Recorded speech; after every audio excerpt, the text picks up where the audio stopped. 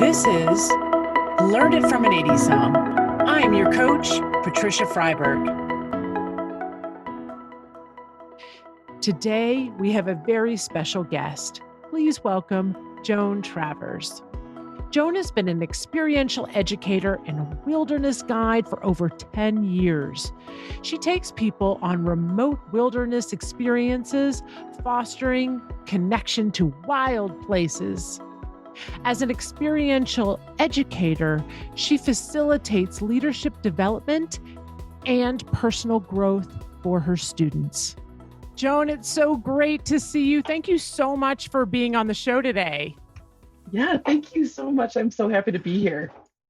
So here's how I know Joan. I've actually gotten to, she was one of, I took many classes over the pandemic, and what I loved about that time was the incredible people I got to meet along the way, and Joan being one of them. So we were in a storytelling class, Storytelling 101 with Second City, and we had just such an amazing cohort. We all met virtually, once a week for about 5 weeks or something like that, and put on a show together.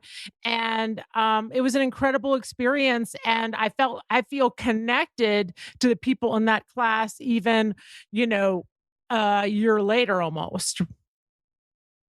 Yeah, absolutely. I feel the same way.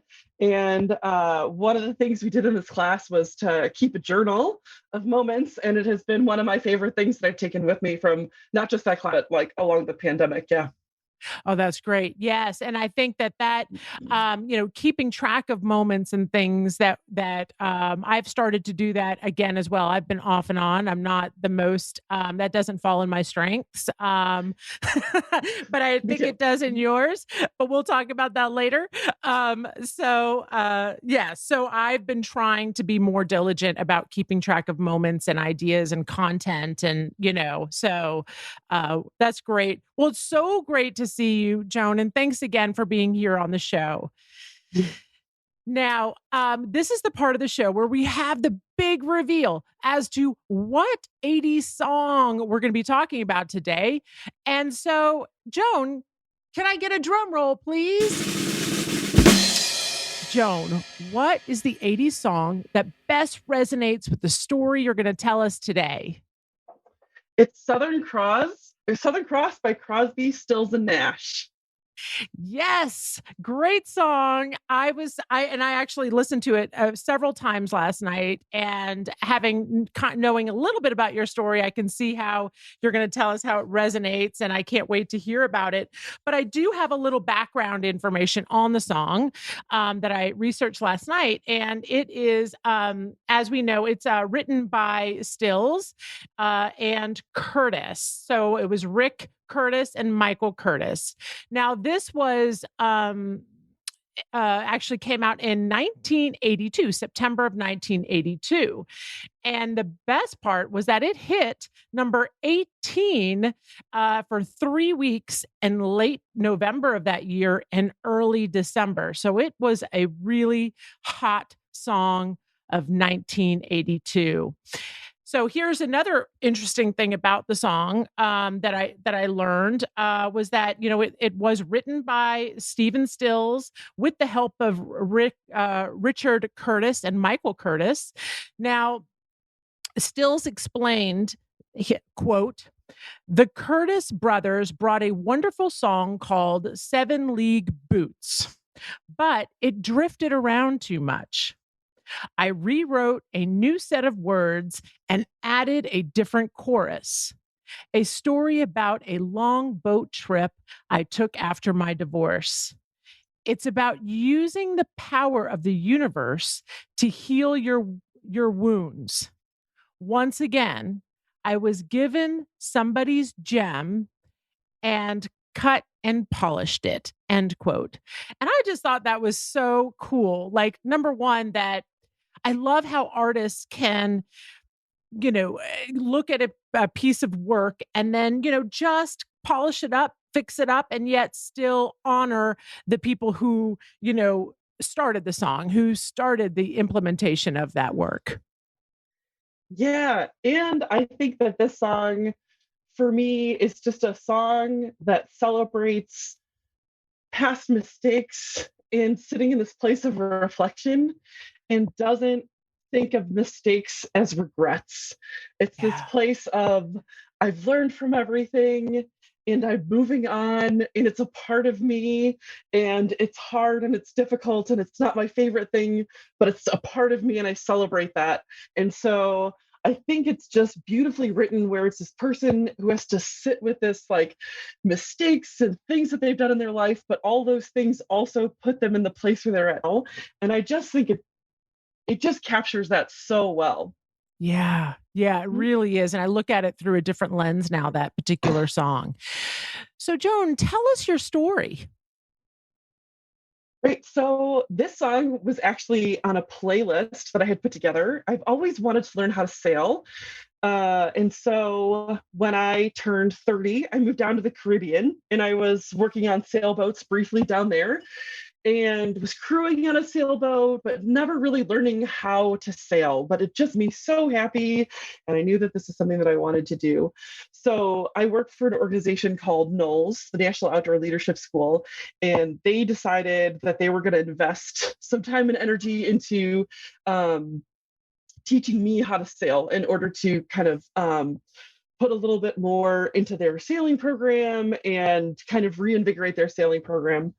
So in the midst of all of this, I had kind of created a playlist. My work is typically I'm either working 24/7 or I'm totally off. And so when I'm totally off, I'm kind of left to my own devices of daydreaming and putting things together. And so I'd made this playlist to keep myself really checked in and focused that like, oh, I'm gonna learn how to sail and this is what I'm gonna do.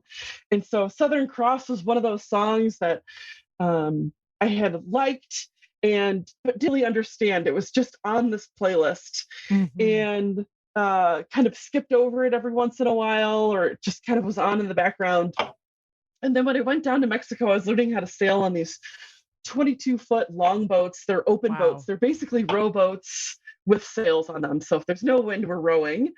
And it was a 3 weeks that I was doing. So I was totally checked into this. I was away from cell phones and internet and all of those things. And I had this playlist with me. But what we don't realize sometimes is that when we learn things, especially as an adult, it is incredibly hard. Yes. All these things where every time you're trying to do something and you fail and you fail and you fail and you forget that it takes failure to learn. You can't do something and be good at it. And sailing is just so complicated. There's new lingo, there's understanding wind, which is invisible, and on top of that it's so physical, so you're just exhausted all the time. So when I was down in Mexico, one of the beautiful things about it is sleeping on the shores. The stars down there are so vibrant. And so I would lay on the beach at the end of the night and I would put in my earbuds and I would listen to this playlist. And every once in a while, Southern could come up and it again was just kind of this song that I skipped over. And I would just, in this place of learning and failure, you can't help but escape. Like, if I'm failing at this, then this is what it feels like to fail. You start recalling all the other things that you're bad at. Oh, I'm like a bad friend sometimes, and I don't call my mom, and I'm a failure at this, and I like dropped out of college, and I fail, and you're just stuck in this place. And this is one of those songs that I listen to at the end of the night. And as I was starting to learn how to sail, and certain things are clicking very slowly, there were certain words that were coming up in the song that were very sailing specific. And so they talk about sailing a reach, and they talk about meeting the trade wind. They talk about 80 feet of water line and a silver chain tied to the anchor. And all of a sudden I was like, oh, I know what that is. Oh, I know what that is. And so it took on new meaning, and I was kind of cracking the code of this. And so in addition to like learning how to sail, all of a sudden I was cracking the code of this song. And the reason I was cracking the code is because I was finding small successes in this. I was like, oh, this is clicking. I know how to do this one little thing now. I can't sail, but I know how to do this one thing that involves sailing. And the more I learned and the more I was getting the grasp of it, the more the song just kept making sense. And then all of a sudden you're under the stars and you're listening to the song. It's no longer about sailing. You're like on the boat with him. You're sailing. And in addition to all of this, like not only are you feeling the water and you're feeling the salt water and the breeze, and there's no other sounds, there's no motors, and you're accomplishing all of these things. In addition to that, all of a sudden you start hearing the other words of the song and you hear his emotion and you hear all his regrets and I should have called you and these things, and you hear this person sitting with it in this beautiful moment. He's thinking about past lives. And for me, it was just this beautiful song of learning how to sail and then also just being with your. And so for me now, when I listen to that song, I can't not be on a boat in my mind. And I've listened to it so much in the last week. When you asked me to do this, I had looked up the song. I'm like, please let it have been made in the 80s. Yeah. This is one of those songs that like I just feel something, and I feel like there's very few songs out there that do for us. Yeah. Yes. I mean, I have so many thoughts about, so essentially, you went to Mexico, like you had worked on boats before when you were in the Caribbean, um, but you had not, actually learned to sail. And so when you were there, so was it you on that type of boat? How many people were on that boat? Was it like you and two other people and It was an instructor and about 2 to 3 students. you? And me. Yeah. So I was one of the students on that course. So Oh, it was learning how to, like roughly about 4 to 5 people on these boats. And it's tight quarters. I yeah. mean, we're down there with basically everything is packed in such a way that it just kind of it has to fit. And so there's also our water tied to the floorboards. And it's just it's efficient, but it just kind of is yeah, it's tight quarters. Wow. I mean, it's tight quarters and there's so much unknown because you don't, I mean, although I know they can see which way the wind's going to go and all of that, but we're still dealing with Mother Nature, right? And things can change. And it's like being in that moment and on that boat for what, 3 weeks, you said? Yep. Talk about sea legs. I bet you must have been wobbling when you got off the boat. There was one instance of being seasick. And it's really funny to experience from a student perspective, because then when you're dealing with as an instructor, when you're dealing with people that have seasickness, you can empathize and you can feel that, right? And so when you're seasick, and I just remember that course so specifically because it was just one day of being seasick, and all you can think of is there's a part of your brain that says it will be fine, you'll be on land soon, and there's another part of your brain that says I will never feel better. Yes.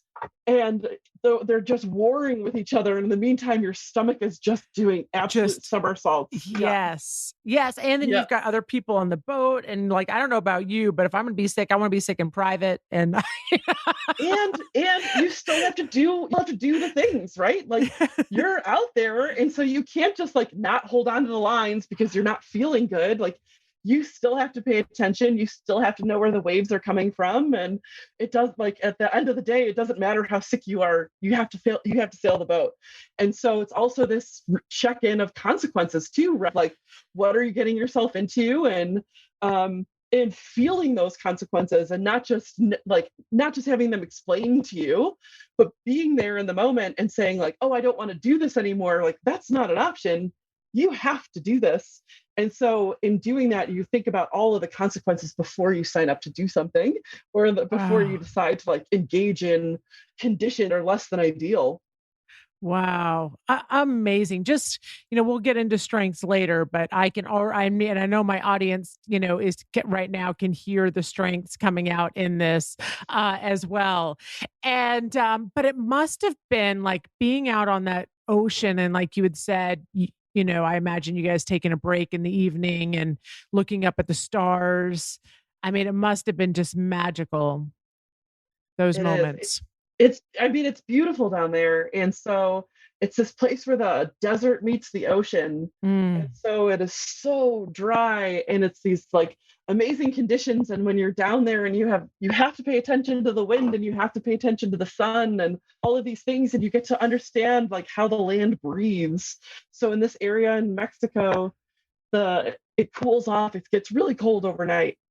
And then in the morning, the sun hits the land and the sea, and it heats the land up faster.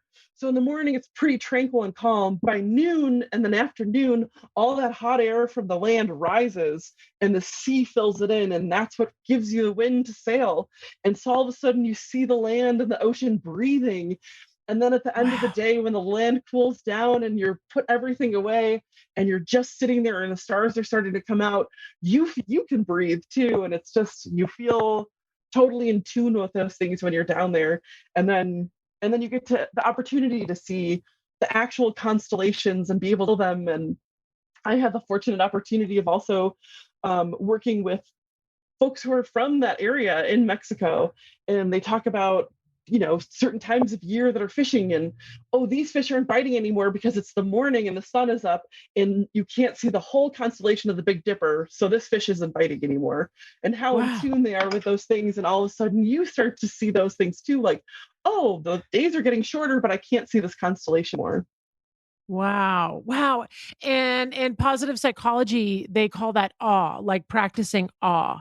And it's just I mean, that is like 3 weeks of awe. Like when you weren't getting sick or, working hard against the wind, you were really able to just, soak in and then notice more and then notice more. Yeah, There's it's this all part of it, study. right? Yeah.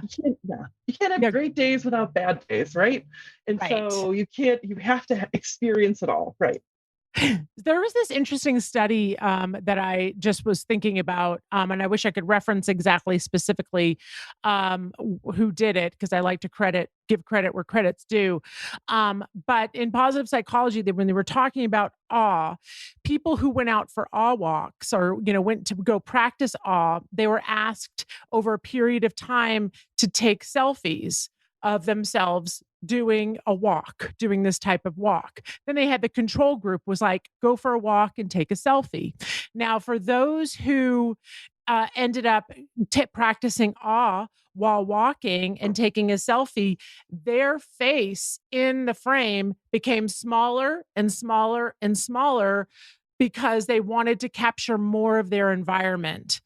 And it sounds like for you, you went there with no cell phone, no distractions, and then you had people who helped you draw attention to certain things that we wouldn't have ever, you wouldn't have probably noticed or wouldn't appreciate in that way. You probably would have noticed it, but just not appreciate it in that way. So it must have been just you must have been on cloud nine, Yeah, yeah, it's great. And it's really, I always explain to students and like friends when I come off this course, the hardest question that you'll ever be asked after an experience like that is, how was your trip? And you're like, it was Where do I everything. begin? Where do I begin? I can tell you about the people I met. I can tell you about the things that I saw. Nothing is going to accurately capture it. And I've changed. And that's a hard thing to articulate in the amount of time that people are willing to like actually engage and listen. The hardest question ever off of these experiences is, how was your trip? Wow, so amazing. Mhm. So, with adventures and with the COVID being shut down, how did you pivot during the this time? Like what has been because you said if you were either on and you're on 24/7 or you're off. So what was the pandemic like for you as an adventure guide? It was hard. It was really hard. I think in a lot of ways, I thought I was strong enough to handle and capable enough to handle change. And I was patient enough to sit with it. And I was really challenged in those notions. I struggled a lot in trying to figure out who I was and what my worth was, Yeah. outside of like, oh, this work isn't here anymore. And in a lot of ways, when you talk about a virus, where I go and what I do, I'm actually safer doing those things than I am in a city. And so trying to kind of marry those thoughts. And I had an experience where I had kind of had enough of trying to figure all this stuff out. And so I went into the wilderness with a group of friends in the Arctic in Alaska. And we were doing like a pack rafting trip where we basically, there's a boat that's about the size of a basketball and it fits in the bottom of your pack. And you can hike up into really far areas, blow up your boat, put your backpack on top, and float the river out. And so Wow. we were going to hike this beautiful river in Gates of the Arctic National Park. And I got 8 miles in and had a total panic attack. And it was this thing where there was so much mental anguish that I wasn't addressing. And I thought going into this place that was really familiar would help me out. And it didn't. And it was this realization of like, this is a scary place and you need to be in charge of of what you're doing and how you're acting. And I wasn't in a place to do that. And so I pulled the 8 miles in and I said, I can't do this, and walked out. I was like, it's too unsafe to be here. And it was this kind of notion of challenging these things of what I thought I was capable of in a way that feels really helpful to me now that I'm on the Yeah. other side of it. But it was a Yeah. struggle. Yeah. Wow. Yes, I can imagine, especially with the adventures, the extreme adventures that you go on as a guide and then also as a participant because that's part of your business, right? And I'm thinking about how many people have felt that way on adventures that you've probably coached through as well. And I imagine, coming out of COVID when you were really stuck in your apartment, house in Chicago, and then all of a sudden you're in the Arctic Alaska. It's almost, too expansive. It was. Yeah. It was this moment. There was like a very poignant moment where I was crossing a river, which is like a really dangerous thing to do. And there's ways to mitigate that risk, right? There's certain actions that you can do that make it less risky. You can assess it beforehand. You can undo your backpack. You can a certain way. And we were crossing and crossing and crossing because it was the safest way to go kind of up into this one mountain that we were trying to cross, this pass. And it was this moment where I wasn't paying attention to what I was doing. And I had this kind of aha moment where like, knock it off. You need to pay attention. And my knee-jerk reaction within myself was like, I don't care. I don't care what happens if I misstep. And I was like, no, you can't be apathetic here. Like this is unsafe for you. And you're putting your friends at risk because if something Wow. happens to you, they're the ones who have to deal with it. And so it was this moment where I was like, if you can't focus here and you're going to do something harder, you don't belong here. And it's a hard thing to do also, saying like, I'm not capable of this right now, to a group of friends that you love and respect. And so Wow.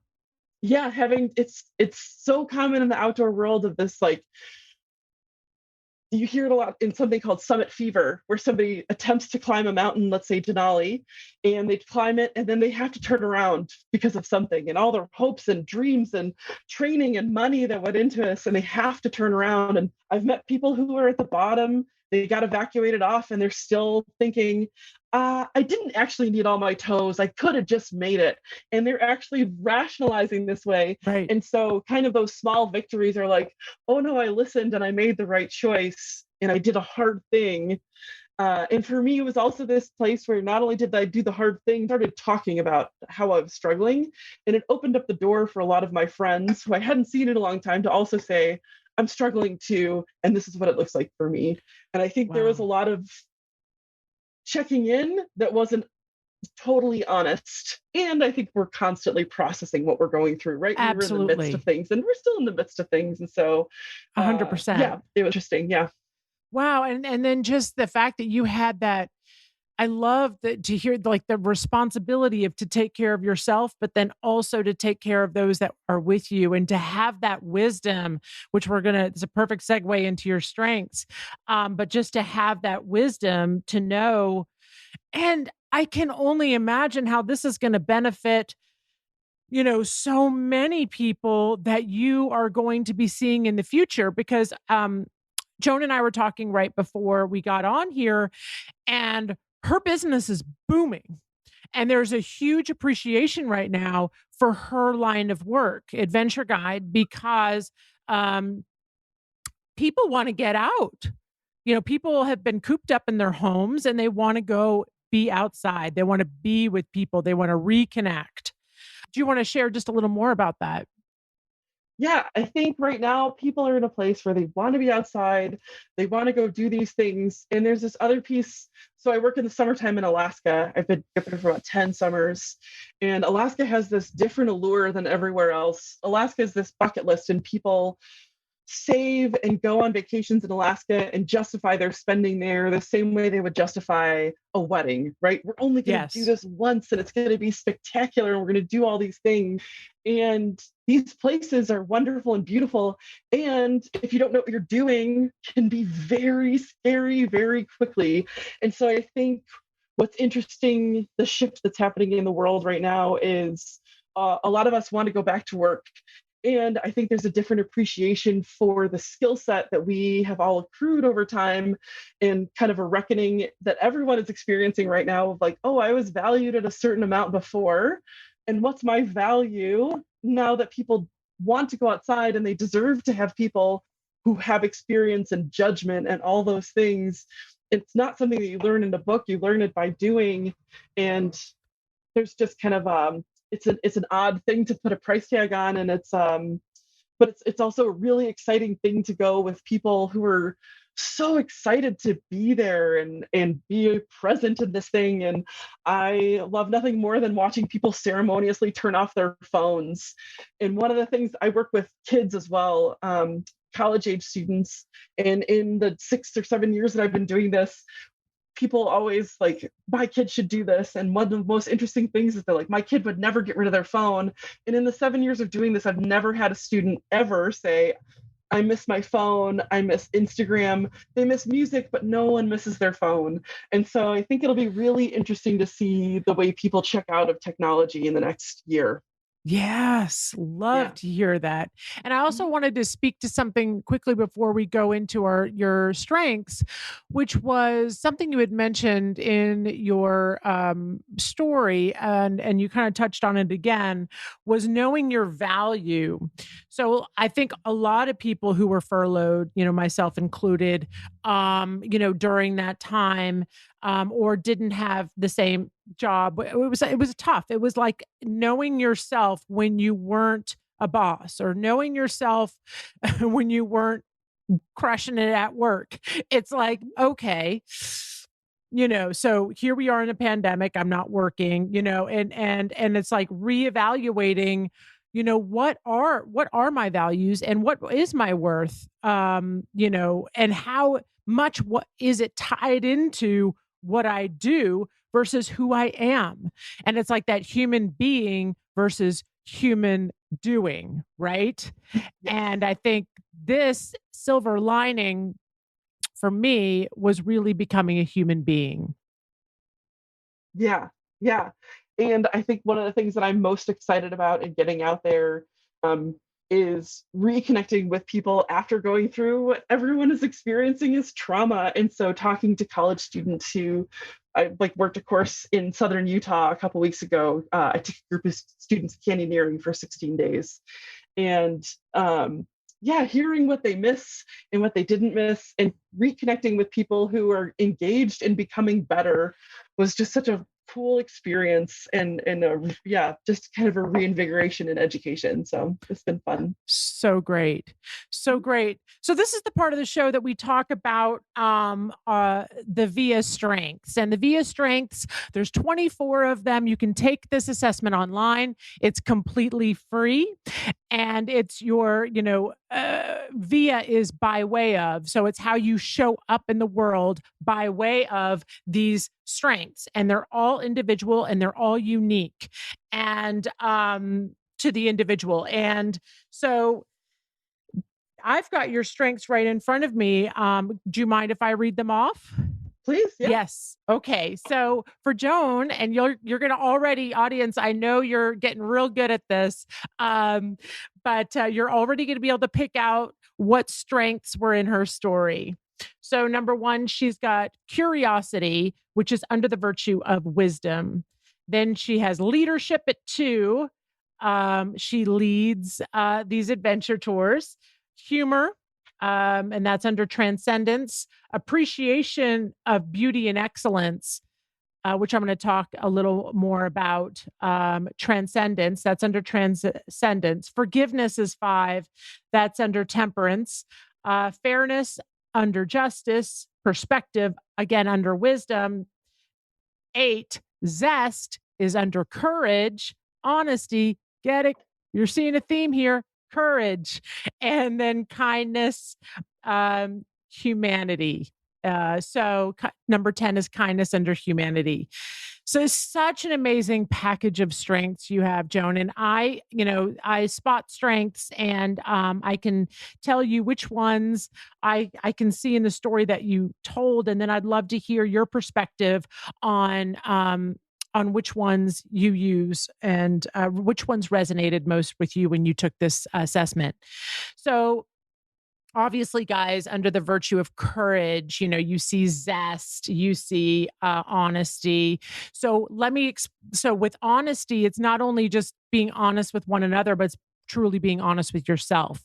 So when she shared that story of how she was out and, 8 miles in, she had an honest moment with herself that she was not prepared emotionally to continue, and she would put herself at risk as others. That is really tough, guys.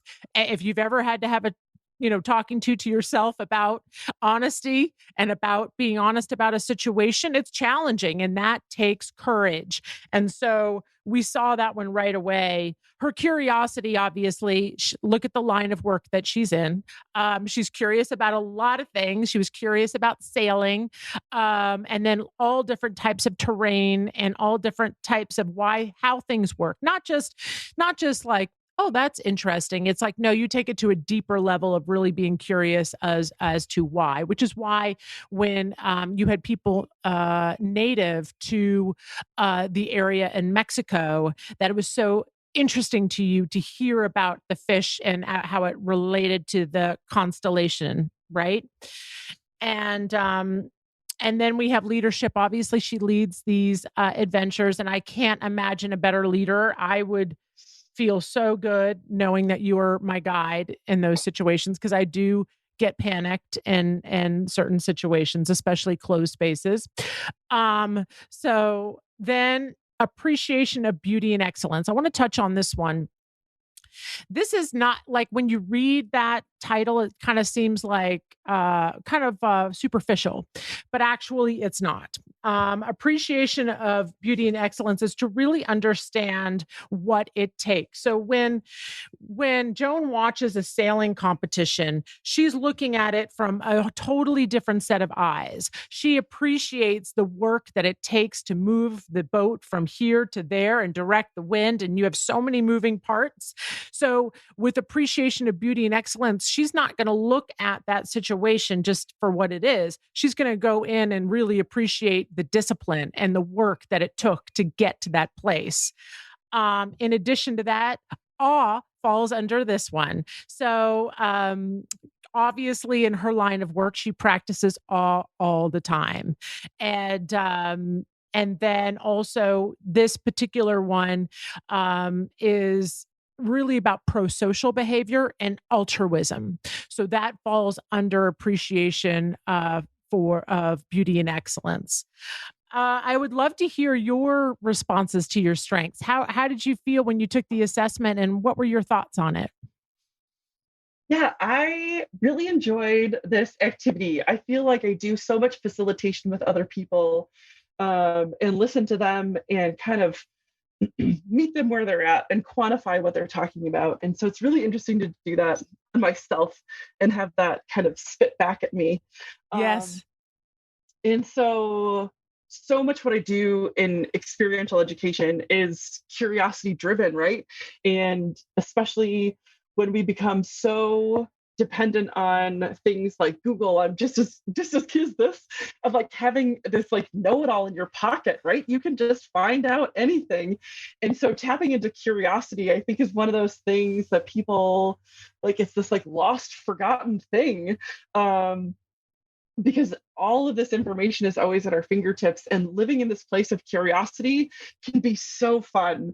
It can be really challenging, and especially if you're used to just kind of information at your fingertips. So I love that curiosity was one of mine, and I feel like so much of what I do in education is trying to drive that curiosity for other people and just Mm-hmm. have them engage in whatever they're passionate about in the moment, right? Because those things change. Um, yeah, and leadership and humor, and I thought Humor, of, yes. yeah, I do. In going into these kind of wild spaces, I have to work typically on a team. So for the school that I work at, when we go out into the wilderness, we're between one other person with us to six other people with us. And you have 3 days to get to know each other, and you all have to be on the same page. And so trying to like um, figure out that clue, that missing link that gets everyone on the same page, and working as a team in a very short amount of time, we constantly get asked kind of like, what is one thing that makes you feel loved and welcome? And humor is the one thing that I just love to laugh. And Yes. so trying to like understand and explain that. And then what's really funny is like a few days in, we're working with people that are like, oh, I'm really glad you mentioned humor. That is like such a huge part of who you are and what you do. And when you're part of this process of trying to constantly team build effective teams, you get to know things about yourself. And so I was happy that humor came up so high on this kind of thing, because it's Yes. something that I identify with. It's nice when it's like kind of almost affirmed. Yeah. Yes. 100%. Yeah. Yeah. So good. And then what I love about Zest, is you've got Zest, and that's also under courage. Um, this one is, and I'm getting this from Dr. Nemec's book, Virtue. It's the Character Strengths Interventions by Dr. Nemec. But the research highlights are this is consistently one of the top two character strengths most associated with life satisfaction.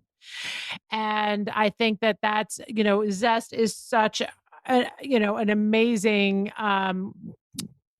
a strength to have. And I also believe that that's so amazing that you have this as an adventure guide and as a experiential, how did you say it again? Um, Experiential educator. Yeah. Education. So Yes. yeah. Yes, exactly. And then it's also highly connected to engagement and meaning. You see work as a calling, and I would say that is spot on. Health behaviors and work satisfaction.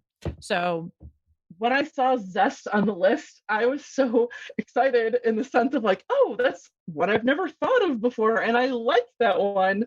Just never seen it as a descriptor. And one of those ones that I'm like, oh, not only do I feel like it fits, I like want to use that word more as like a descriptor for people that it fits for. Cause like it felt like such a compliment. 100% it is. It's Mhm. such a great strength to have.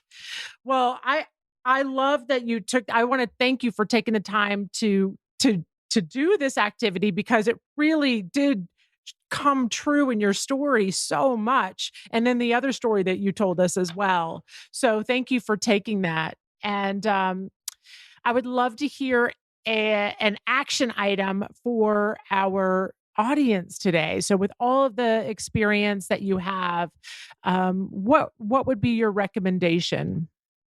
I tell this to everyone, young and old, um, as not a think piece, but an action piece, is to not think of a bucket list, but write your bucket list down. Don't put it in your phone, put it on a piece of paper. And when you're done with things, physically cross them off. It is such a relief, and it puts it puts something physical to something that is in your mind.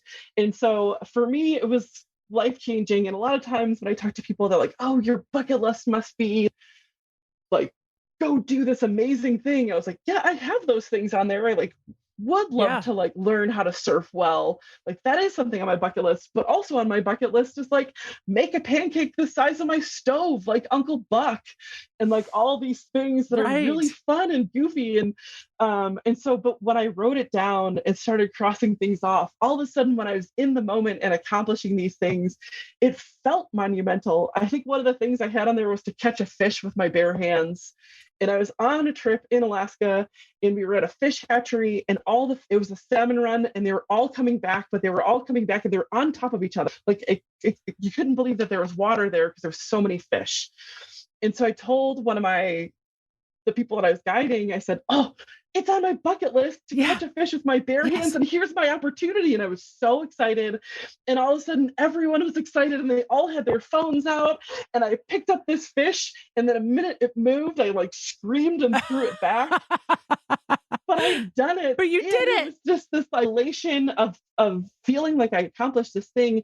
It wasn't this afterthought of like, oh, I've always wanted to do this. It was like, I've always wanted to, and I'm going to accomplish it. And then when I was done, I scratched it off the list. And so for me, my action piece is write down your bucket list and Love it. revisit it, because the longer you live, the more things you're going to want to put on there, and the more you talk to people, the more you're going to want to add to it. Like, I also want to do that. Write it down. So that's my action piece. Amazing. I love that as a perfect action item. Guys, we have our marching orders. We're all making bucket lists. All right. So here's the part of the show that we talk about 80s trends and all things 80s. And what are your favorite 80s trends as far as clothing? Well, if we were in your closet, I know you were just a mere baby in the 80s. But if we were in your closet in the late 80s, what would you be wearing? I was such a fan of the tight and bright. I think my Mm. favorite outfit was like leggings, like bicycle shorts that had a stripe down the sides that was like black and neon green, like Mhm. tiger print, and then like a Yeah. matching crop top that probably said a spree on it or something like that. Yes. It was my favorite. And so the big shirt, the big crop top, the tight pants, or tight shorts. I love Yeah, that you those are said probably my favorite. Esprit. I totally remember the Esprit shirts, and then the Coca-Cola ones too. Remember the Coca-Cola shirts? Huh? They look like kinda like Yeah, a if rugby shirt. yeah, and if you're looking for a great movie that just another movie where you can feel the adventure, both sailing and climbing, um, going back to Esprit, is a movie called 180 Degrees South, and it stars Yvonne Chouinard and Doug Tompkins, who are the people who started Patagonia and Oh, North yeah. Face. And Doug Tompkins is the one who started North Face, and Esprit was his first brand. Oh, wow. That's Yeah. crazy. Uh-huh. Wow, Yeah, him love and his it. wife started that brand first. And so it's serendipitous. I was like, oh, that's my favorite. And now I buy like, all of the That's stuff that has impacted my life. Yeah. yeah, that's amazing. The brand that keeps going, that's a perfect market right there, you know? Yeah. Yeah. Exactly. Yeah. Any favorite shows that you used to watch? My favorite, I don't know if I have a favorite show, but growing up, we had Friday nights was TGIF and ABC. So it was like 2 hours or four shows, and they would switch the lineup every once in a while. But we had pizza, and we were allowed one can of Coke, and Yes. we would watch TGIF every Friday. And so it was like Step by Step, Different Strokes, Oh, Full yeah. House, Perfect Strangers. Yeah, Oh, whatever the yeah. lineup was on that Was Friday that night. Yeah. that is fantastic. Yes, I love it. Favorite, it's so funny, my family too, we were allowed on Friday nights, we would have pizza and we would have, one, cola bottle for the 3 of us. We were allowed one drink per Yeah. person, and, it was, like, such a treat, you know? Yeah. Yeah. Um So then lastly, jingles. What are your favorite jingles? I I think my favorite is Big Red. Mm. I read somebody's tweet one time that was like, nothing will match. Like, I could have the worst day, and they described like whatever this like typical worst day, and they're like, nothing would be the disappointment though of asking for a piece of gum and getting Big Red. And ever since then, I've had that song stuck in my head, and every once in Yes. a while you see it, and you're like, oh, the big The red big red freshness runs right freshness runs through right through. it. Your fresh And breath once you goes get it on and stuck, on. You have to sing the whole While song. you're chewing, say Exactly. goodbye a Bye little a little longer. longer, make it Make it last a last little a little longer. longer. Yeah. Uh-huh. Yes, I remember that so well. And I Yeah. personally loved Big Red. My Yeah. dentist did not love that I loved Big Red, but Uh-huh. and I'm still Yeah, I think that paying was a for good it. one. I'm still Yeah, paying for it exactly. now. Yeah. Mhm. Oh, great. Well, thank you so much for being on the show. How do we get a hold of you to see any of your adventures? And if people wanted to take an adventure with you, how could they? Sure. I do have an Instagram. I don't typically post very often. I have found my life to be better with those social media apps not on my phone. And so I just don't post that often, but you can follow me. I still check it every once in a while. My Instagram handle is J as in Joan, Spice as in Spice Girls, and 13 Yes. is in the age I was when I thought of that email address. And then I work for a few different organizations, and one of the guide companies that I work for in Alaska, if you're looking for an Alaskan vacation that is wild and really remote, I work for Alaska Alpine Adventures. So check them out. And then I also work for an organization called NOLS, the National Outdoor Leadership School, and that's where I work with students who can. We do leadership development, and so a lot of not just getting from A to B, but all the things that equals getting from A to B, and you can earn college credit on those, and that's NOLS NOLS.edu. Amazing. Amazing. Thank you so much for being with us today. It's such a pleasure to reconnect. And I look forward to staying connected and getting to, maybe I'd get to go on an adventure with you someday. Like, well, thank you so much for having me. I have been so excited and buzzing about this all week. And so I actually headed to the wilderness next Sunday. And so, and Oh, everyone that I told, I said, this will probably, everyone else will probably hear it before I will, which is I think exciting. they will. Yeah. So thank you so much for thinking of me. And I'm Yes. so proud of everything you've accomplished with this podcast and love listening to it on my way to work. So thank you so much for having me and sharing people's stories. It's been really fun to hear the guests that you have on here as well. Yeah. Thank you so much. And until next time.